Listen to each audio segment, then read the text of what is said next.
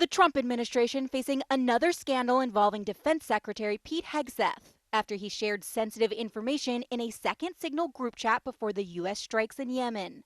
The secretary pushing back this morning. What was shared over Signal, then and now, however you characterize it, was informal, unclassified coordinations for media coordination and other things. But the information was coming from the general overseeing the strikes and included details on when U.S. fighters would take off and when they would hit their targets.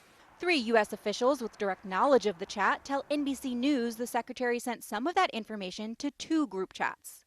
One that included his wife, as well as his brother and personal attorney, who both work at the Pentagon.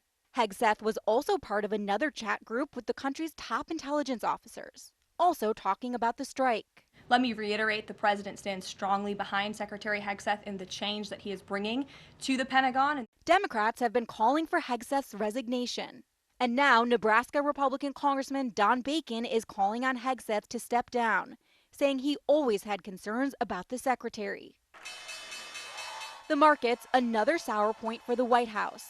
The growing feud between the president and Fed Chairman Powell has Wall Street rocking and roiling. The Dow rallied one day after a huge sell-off.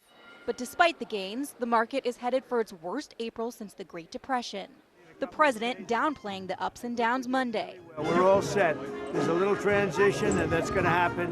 But ultimately, we're going to be the strongest that we've ever been as a nation. The president ramped up attacks on Powell Monday, calling him a loser and demanding he lower interest rates. But last week, Powell said the Fed will wait for clarity on the tariffs before changing interest rates. Now, President Donald Trump says Chairman Powell's termination can't come soon enough. But Powell says under the law, the president cannot fire him, and Powell's term ends May 2026. Melanie, Zanona, NBC News, Washington.